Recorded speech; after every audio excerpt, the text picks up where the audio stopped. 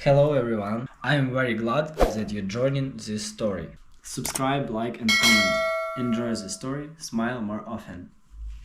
When I think back to the worst moments of my life, I don't picture funerals or breakups or getting fired. I picture a cake, some cheap paper hats, and my Uncle Ron smirking at me over a glass of red wine he didn't even pay for. It was my 18th birthday, a supposed rite of passage, and I was sitting at the end of the table in my mother's cramped dining room, watching relatives chew pot roast like they were bored with being alive. The ceiling fan squeaked every fourth turn, the air smelled like gravy and old candles, and the only real gift I got that night was a humiliation I'll never forget. See, my mom always tried to make things work, even when we had nothing but stress and leftover spaghetti in the fridge. She was a public school teacher, and we scraped by on her salary after my dad bailed when I was 9. She believed in hard work, in being decent, in giving back to the system, as she called it. My Uncle Ron, her brother, thought that was pathetic. Ron had taken a different path. Private schools, private jets, private everything. He made his money consulting for a chain of elite prep academies, the kind where parents dropped 30 grand a year just to say their kids got into Brown. He always wore watches worth more than our car and acted like being rich automatically made him smarter. I think deep down he liked showing up to our family events just to remind everyone how small we were. And every weekend, for damn near 6 years, I babysat his son, Tyler. I changed that kid's diapers, taught him how to ride a bike, even helped him fake a science project in the 7th grade because he was too busy trying to impress some girl on Instagram. I was always the responsible cousin, the fallback guy, the cheap labor he never had to thank.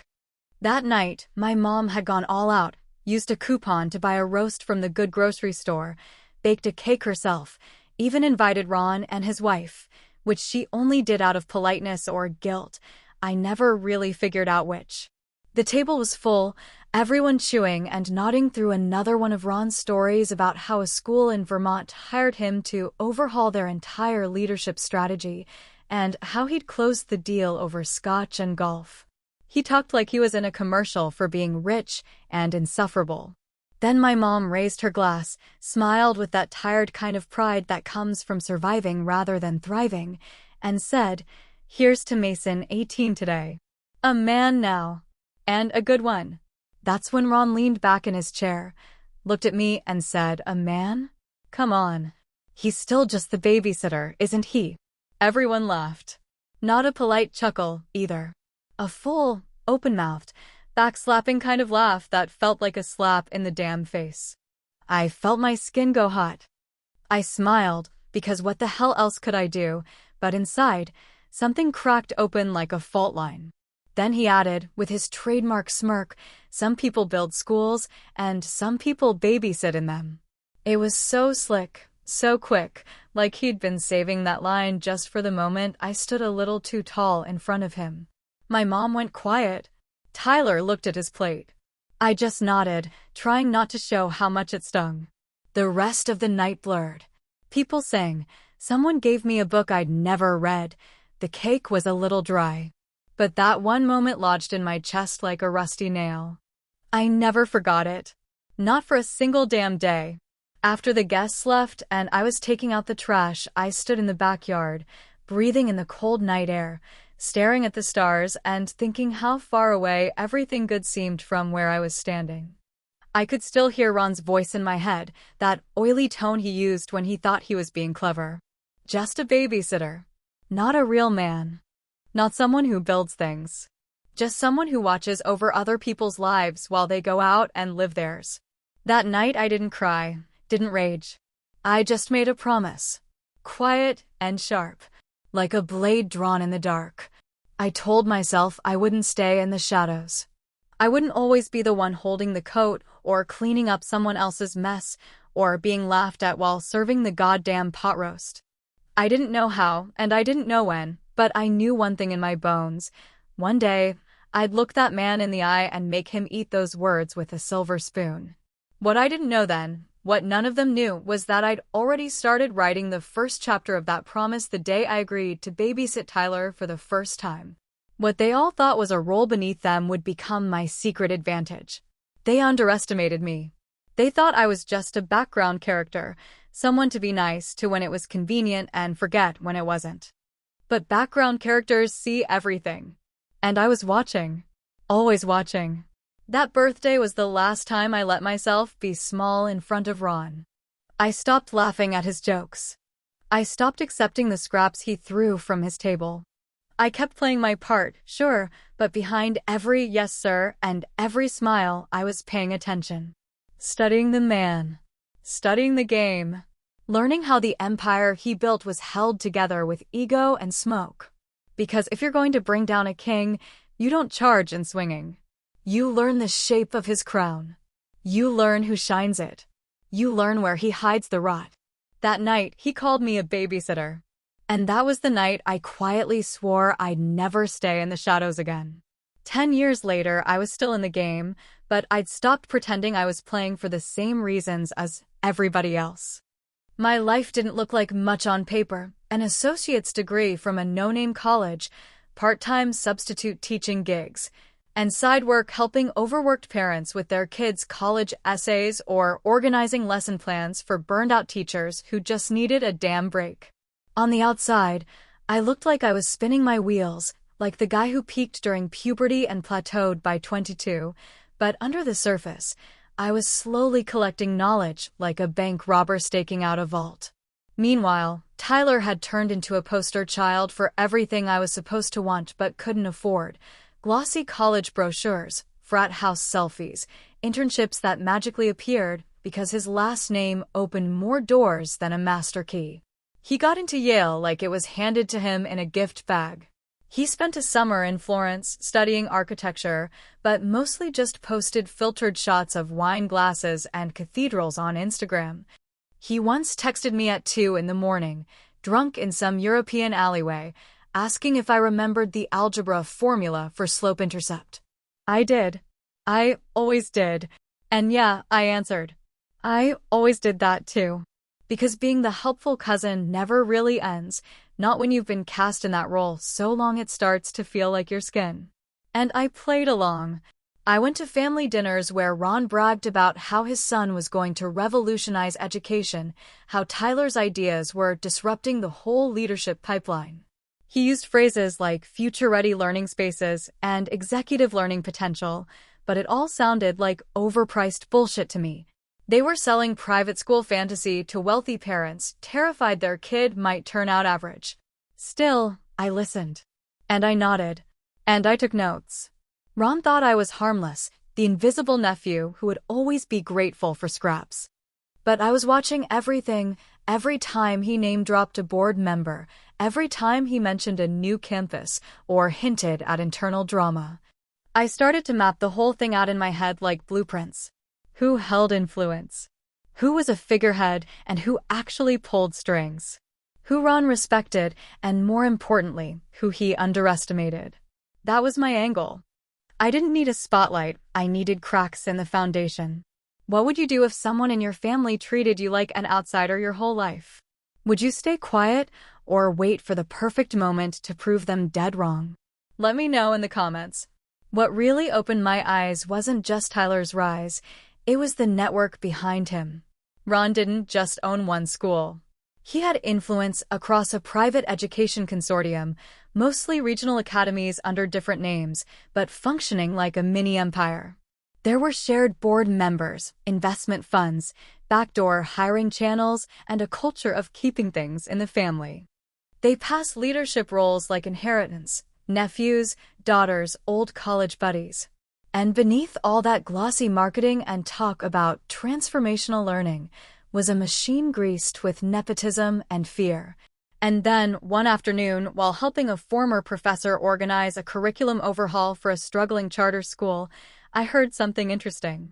A small private academy, an affiliate within Ron's broader network, was looking for someone to step into a temporary leadership role. Interim Director of Academic Programming. Short term, low visibility, probably underpaid. Nobody wanted the job because it came with too many headaches and zero glamour. But it had Ron's school name on the letterhead. It had access. I applied under my full name, but didn't mention the family connection.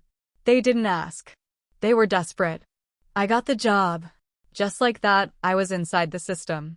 Not at the top. Not even close. But I had a badge. I had clearance. I had meetings where people forgot I was in the room and started talking real strategy.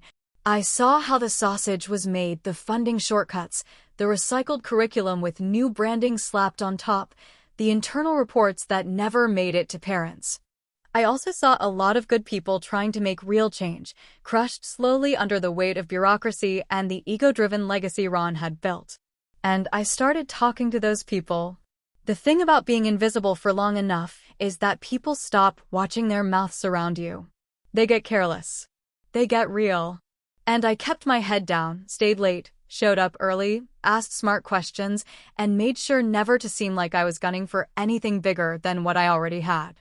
But quietly, I was gathering allies, admin assistants, counselors, even a board member or two who were sick of Ron's arrogance, but too afraid to confront him head-on. That year, Tyler finished Yale and came back with a resume that looked like a rich kid's dream journal, consulting stints, volunteer hours in Bali, fluent in Italian. Ron gave him a position at one of the flagship schools, director of innovation, whatever the hell that meant. Tyler started hosting panels about education disruption and mentoring younger faculty like he hadn't failed geometry twice in 8th grade. I watched all of this like someone watching a tower being built too fast with crooked beams. I knew it wouldn't last. And I didn't have to rush it. The most dangerous kind of revenge isn't loud or dramatic. It's slow, quiet, earned. It's the kind where the person doesn't even know they're being outmaneuvered until the floor collapses under their feet. I didn't need applause. I needed position. I needed access. And now I had it. No one in the family noticed when I stopped showing up to every dinner. No one asked what I was working on. They still called me Mason the babysitter if they thought of me at all. But I was no longer watching just Tyler. I was watching all of them, and they had no idea I'd already stepped inside the gates of their precious little kingdom, holding the keys they didn't know I had. When I first walked through the doors of that dusty little school tucked in a forgotten suburb where the buses coughed more than they roared and the lights flickered just often enough to feel haunted, I didn't think of it as a place of opportunity. I thought of it as camouflage. It was a second-tier academy in Ron's broader network, one of those schools that looked good on brochures if you squinted but felt hollow inside if you stayed past 3 p.m. The front office had chipped paint, the copier was held together with duct tape, and half the teachers had already burned out before Halloween. But I wasn't there for prestige. I was there to learn the wiring behind the walls. I showed up every morning 15 minutes early and left every night when the last janitor turned off the hallway lights. I kept a notebook, just a regular black and white speckled one like we used to have in elementary school, and I filled it with names, patterns, broken processes, and silences that meant more than words. When teachers vented in the lounge, I was there, sipping bad coffee and nodding at the right moments. When students broke down over failing grades or trouble at home, I sat with them until they calmed down. No lectures. No grandstanding. Just listening. That was the thing. I didn't talk a lot.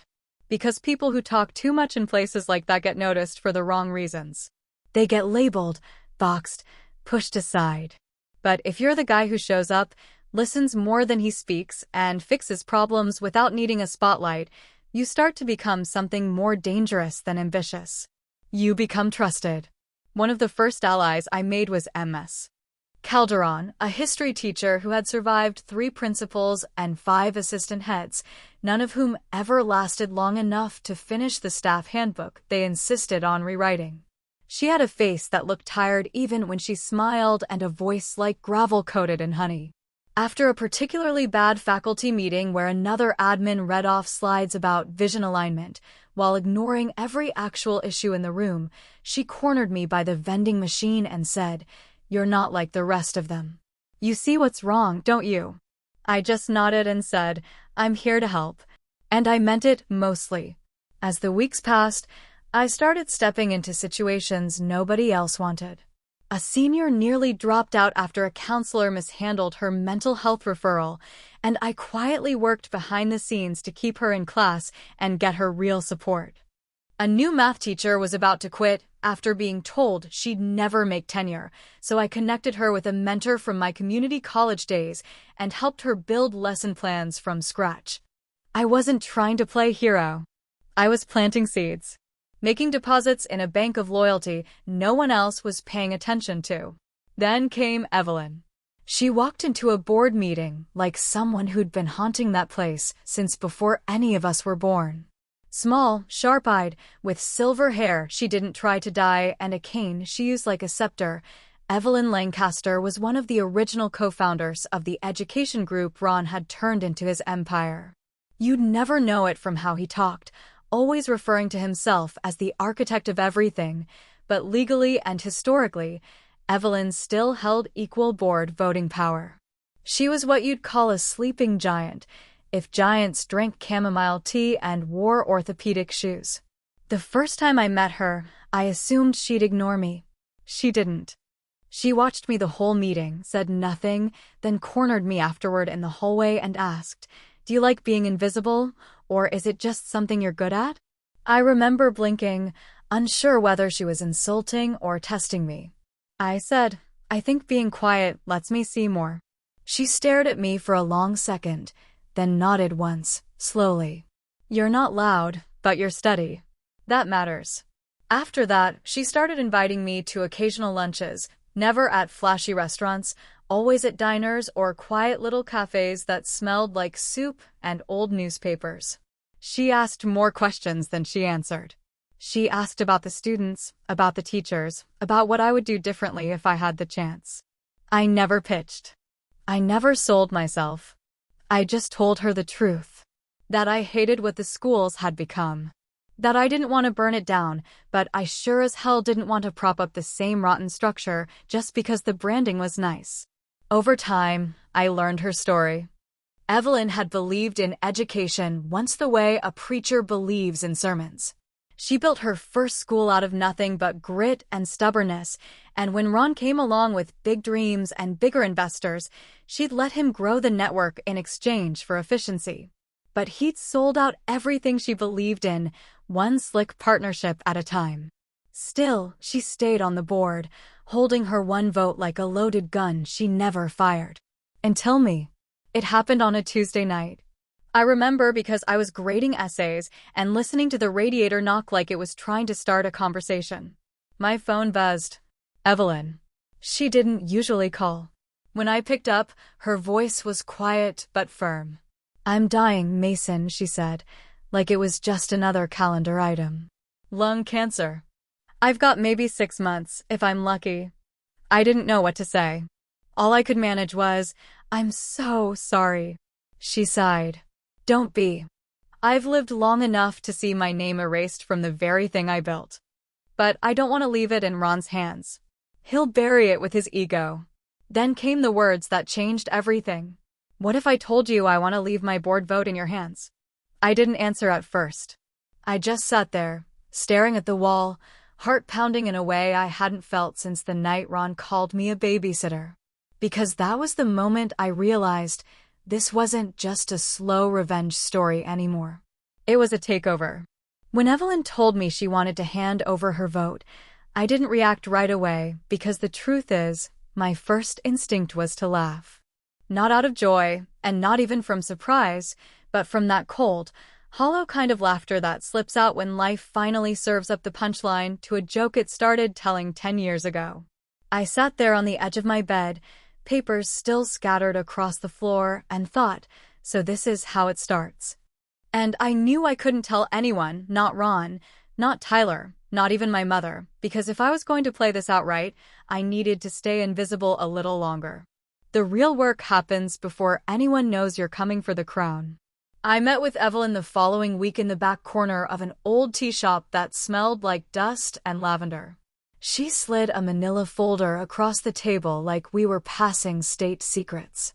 Inside, there were legal forms, board proxy documentation, and a single letter of endorsement written in her shaky, but still unmistakable hand. "You'll need to move carefully," she told me, stirring her tea without drinking it.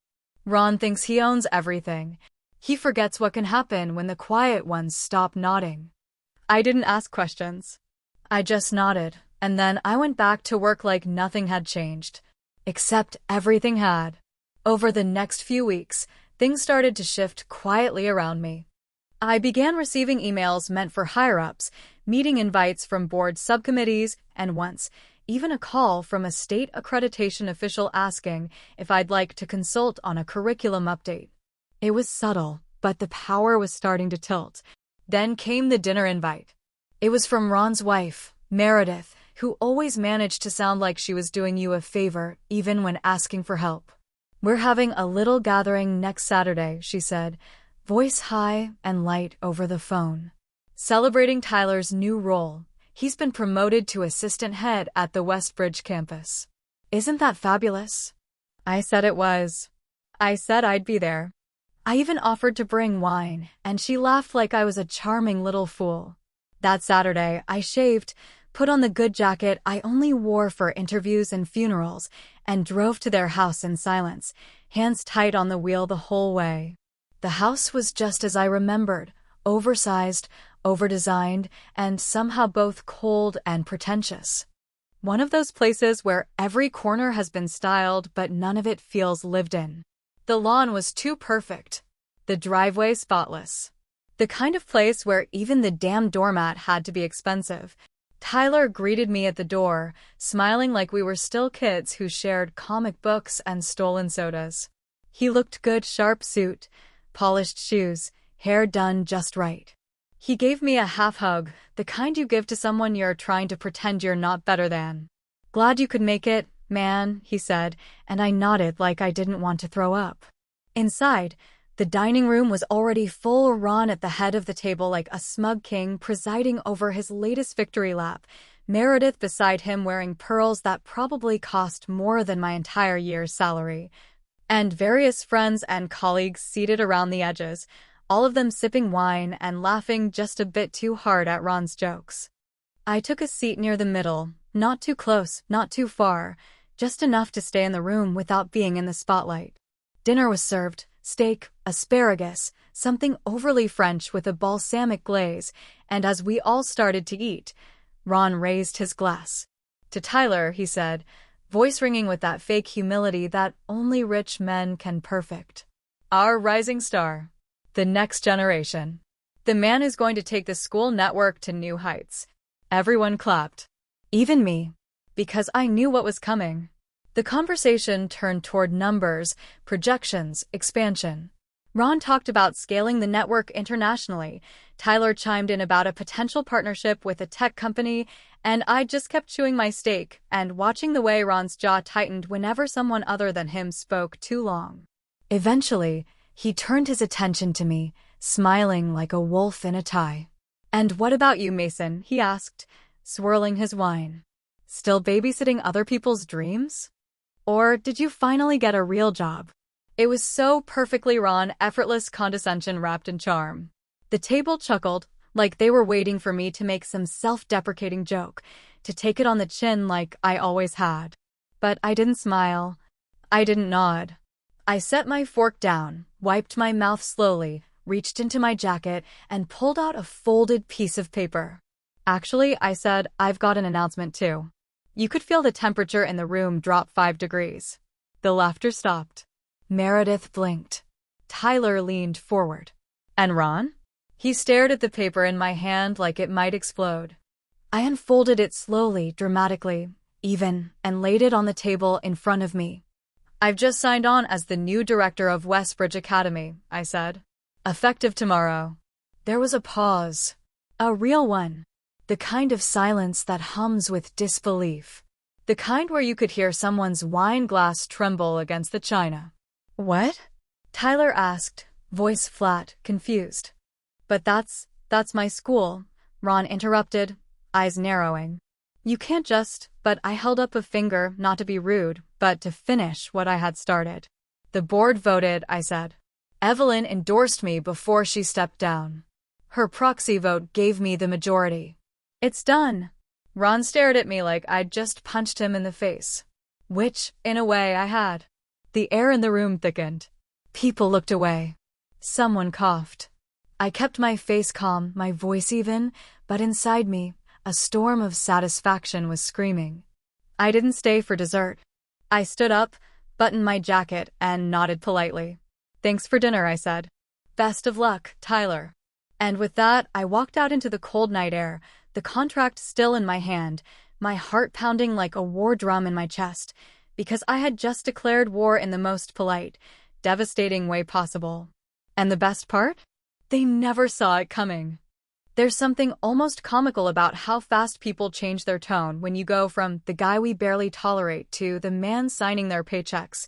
But I didn't laugh, not even once, because every smirk would have been another match in a house already made of dry timber and oily resentment. My first day as director of Westbridge Academy didn't feel triumphant or glorious or anything close to victorious. It felt surgical, like stepping into an operating room where everyone assumes you're a fraud, but no one dares say it out loud. At least not to your face. The teachers looked at me like they didn't know whether to be relieved or terrified. The students barely noticed, and the office staff smiled through gritted teeth like they were waiting for me to trip on my own ambition.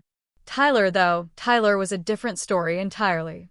He showed up to the office an hour before school started, practically kicked the door open, his face flushed red with disbelief and wounded pride, pacing like a man halfway between betrayal and total meltdown. He didn't sit. He didn't ask questions. He just threw the printed press release on my desk and stared at me like I'd killed his dog. You couldn't even warn me, he snapped, his voice already cracking. You just waltz in here and take everything? I didn't flinch. I leaned back in the chair I'd been sitting in for less than 4 hours and said, as calmly as I could, this was a board decision, Tyler. Not a family feud. But he wasn't hearing any of it. He ranted for a full 5 minutes, said things like manipulative snake and pathetic power grab, and even at one point, you were supposed to be nothing. That one stuck in the air like smoke after a small fire. I watched the anger turn in his eyes, twist into something desperate, maybe even frightened. Because underneath all the Ivy League polish and daddy's boy confidence, he'd never actually had to fight for anything real before, not without Ron smoothing the road in front of him. Eventually, he said it, what I knew he would say the moment I saw his name on the celebratory dinner invitation.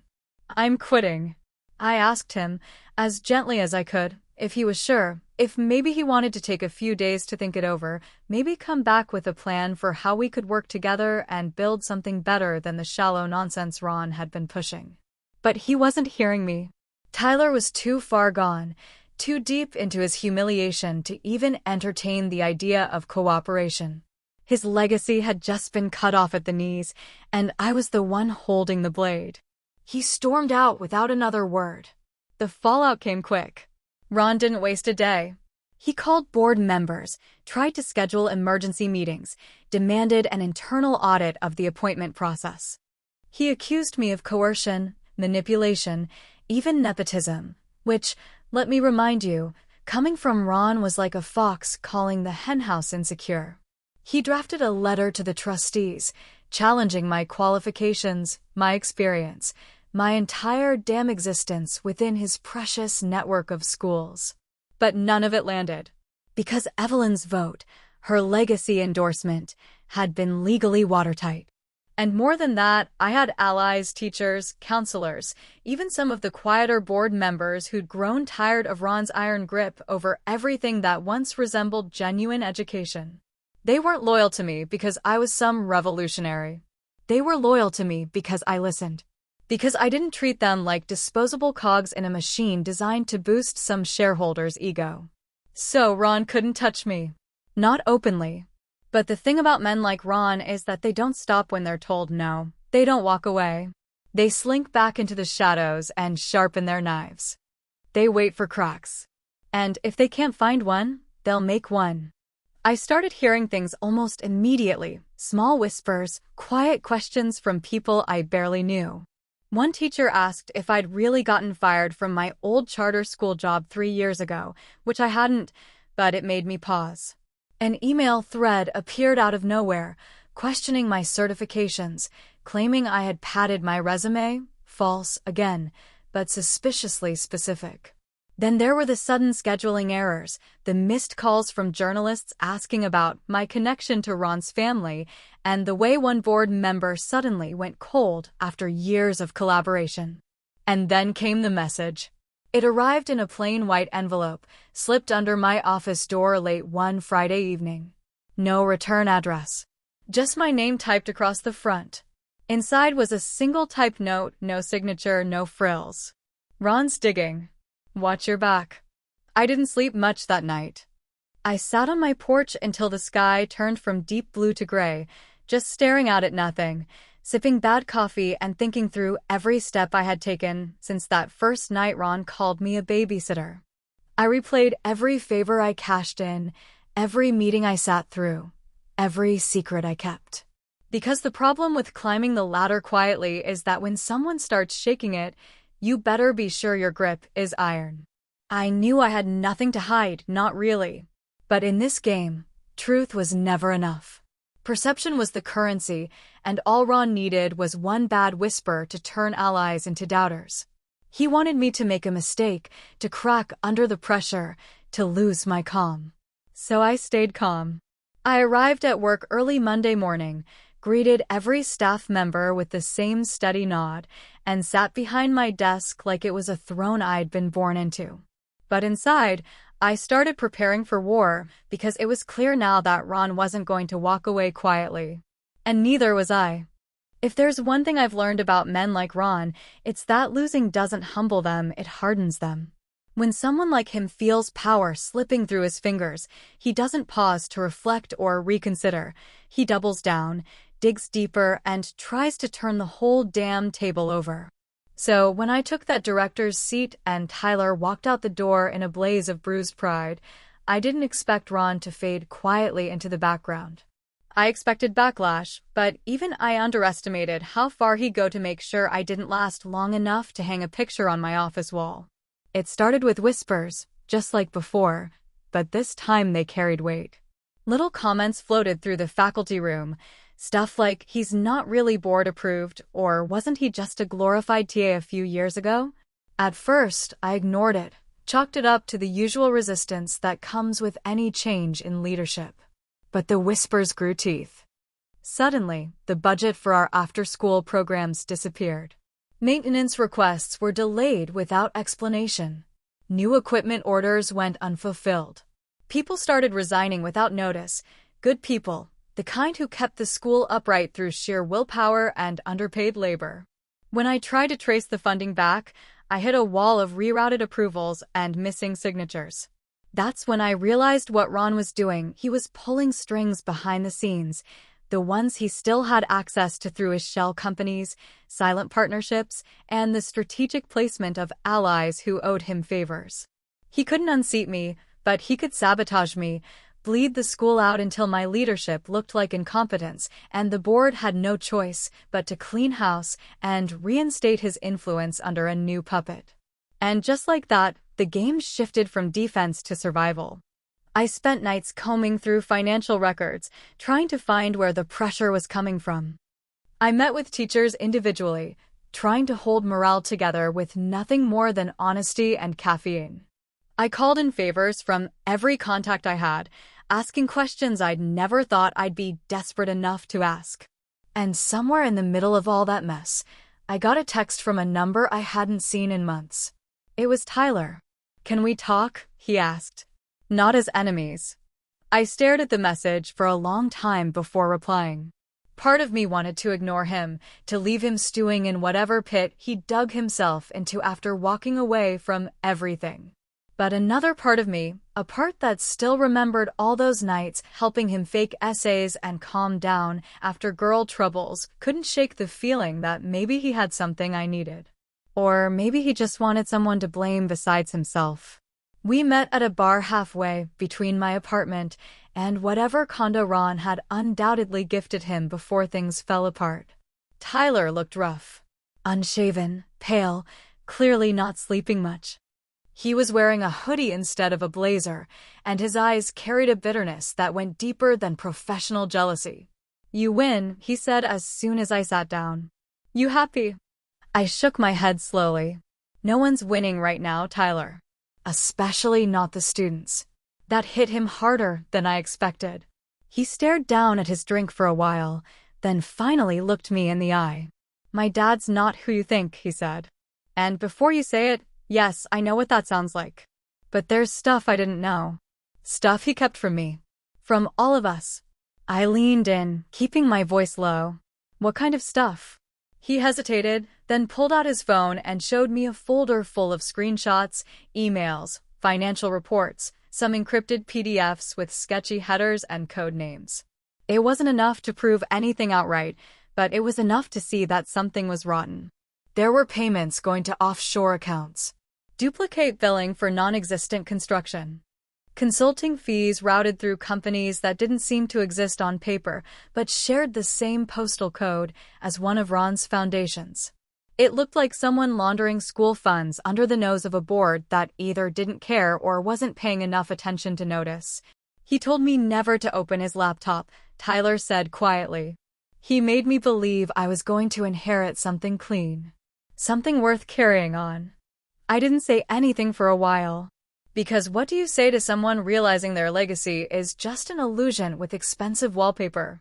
All I knew was that I couldn't walk away now, not just because Ron was trying to destroy me, but because if any of what I'd just seen was true, then hundreds of families had been lied to, used, and drained dry to build Ron's empire. And I wasn't going to let that stand. After that meeting, I went back to the office and stayed long after everyone had gone home. I unlocked Evelyn's old file cabinet, the one nobody else had touched since she passed. I had a key, she'd given it to me without ceremony, as if she knew I'd need it one day.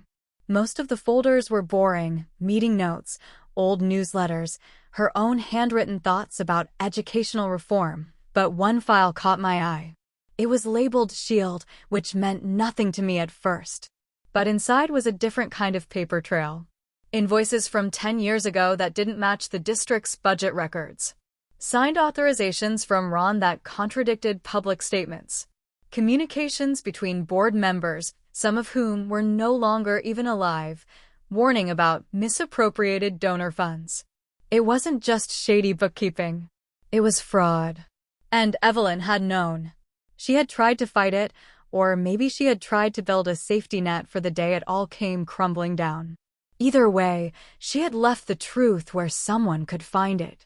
And that someone was me.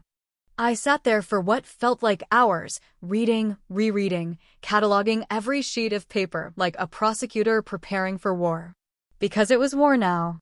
And I had just found my smoking gun. But the question clawing at my ribs wasn't just what I could do with it, it was whether I should. Because once I pulled the pin, there'd be no turning back. No negotiations. No keeping things in the family. No more pretending. Ron had built a kingdom on lies. And I held the match that could burn it all down. There are moments in life where the clarity is so sharp it almost hurts to look at.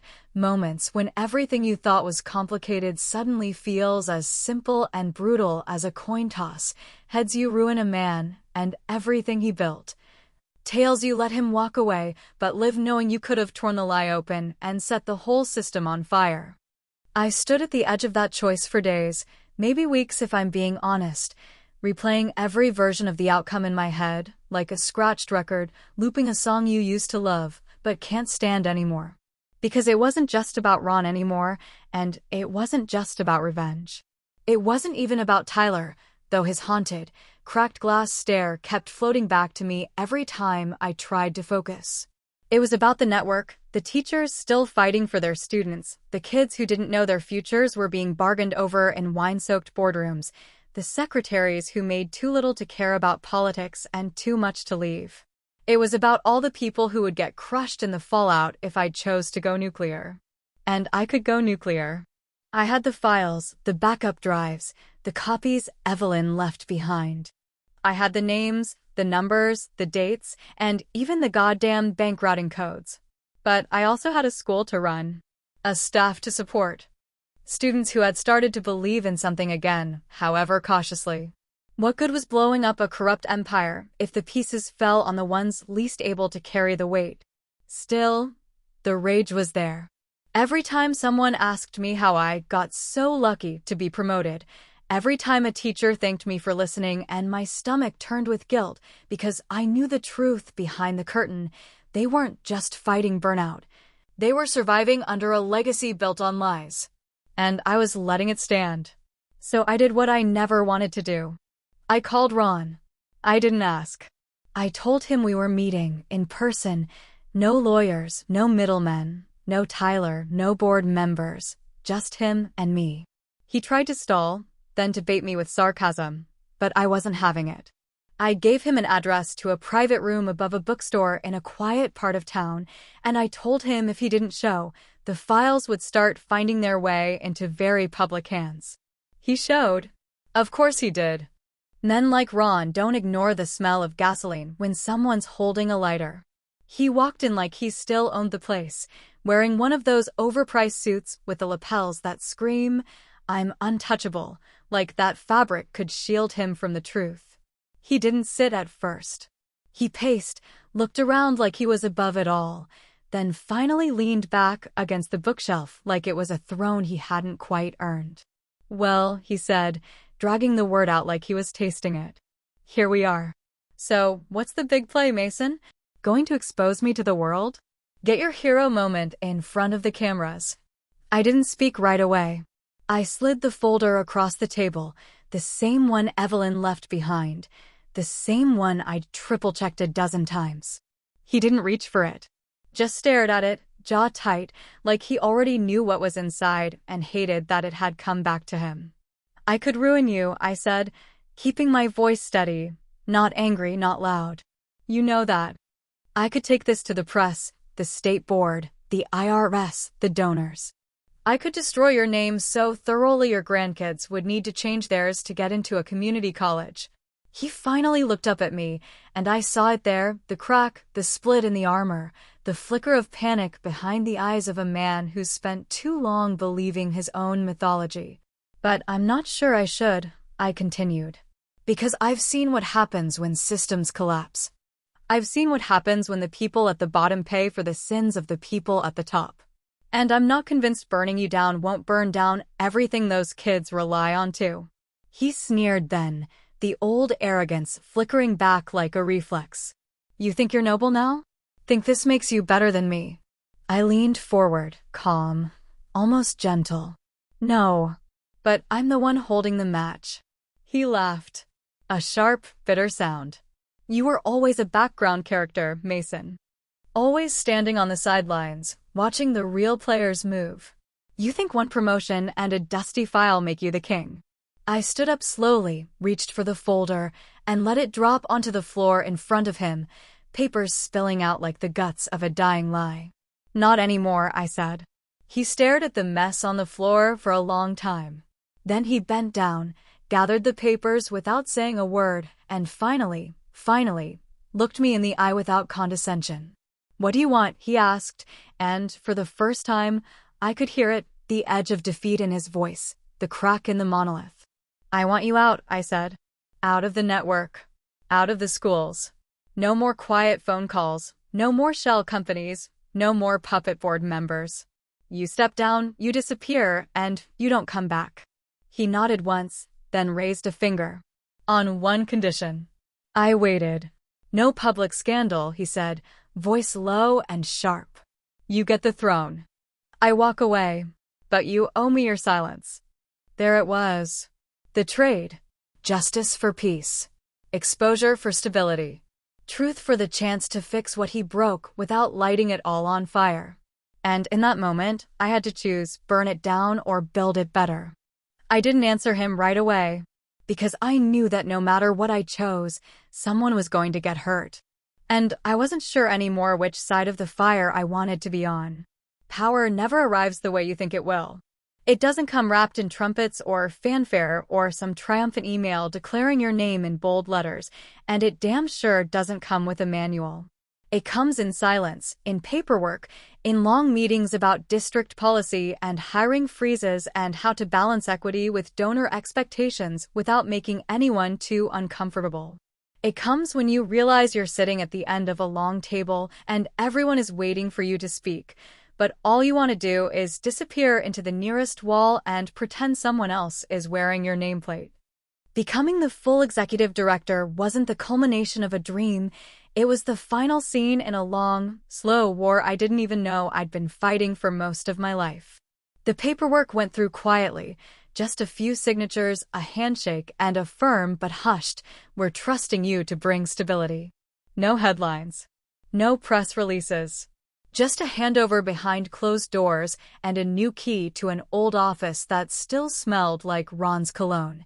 In the first few months, I buried myself in the work.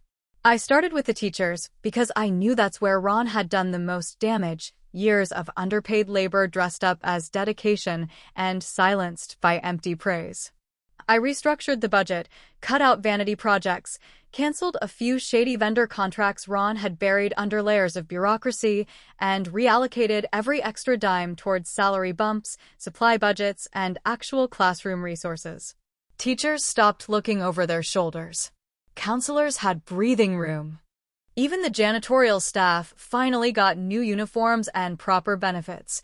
I walked the halls every morning, not because I had to, but because I wanted the students and staff to know I saw them, that I hadn't forgotten what it was like to feel invisible. The students responded almost immediately. Fewer behavioral issues. More engagement. Parents started showing up again. Community partnerships slowly returned. Some days, I stood outside at dismissal, watching kids stream toward their buses laughing, yelling, being loud in the best possible way, and I would think, maybe this is what redemption looks like, not a parade or a headline, but a Tuesday afternoon where no one's scared of what tomorrow holds. But something changed in me, too. I started noticing how people paused when I entered a room, how conversations shifted mid-sentence, how praise suddenly became inflated and cautious and wrapped in too much flattery. I'd become the man people measured their words around. And the strange part is, I didn't ask for that distance, it just happened. Like gravity.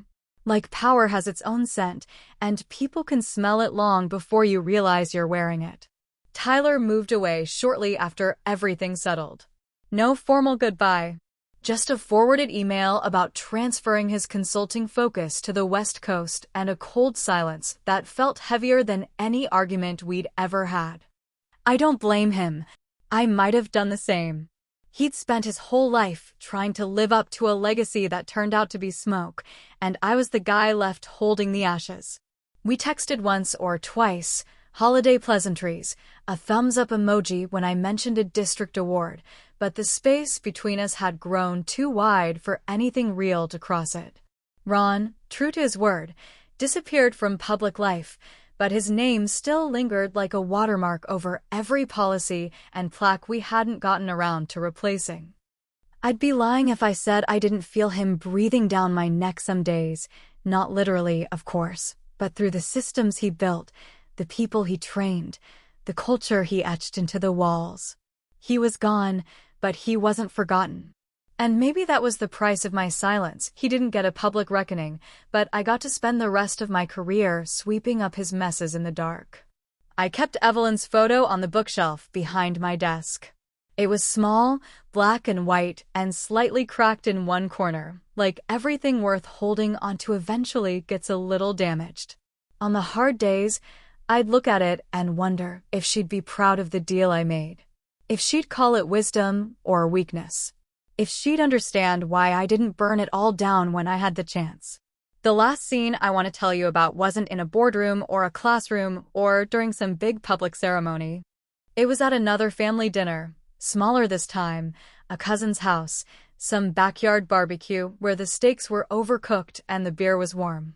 I stood off to the side, plate in hand, watching one of my younger cousin's kids run around in circles chasing a balloon, laughing like the world would never touch him. Nobody mentioned the school. Nobody mentioned Ron. It was as if silence had become the new family tradition. Then, just for a moment, I heard it, Ron's voice in my head again, smooth and sharp, like a blade dressed in velvet.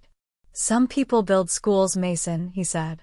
And I looked down at that kid, the balloon bouncing across the grass, his shoes untied and shirt stained with barbecue sauce, and I whispered to myself, "And some learn how to run better." I don't know if that makes me right. I don't know if silence was the right choice. Because some nights, I still wake up wondering what would have happened if I'd exposed him, if I'd stood at that podium with the documents and named names and let the empire collapse like a controlled demolition. Would it have been justice, or just a different kind of damage? You tell me. Did I do the right thing?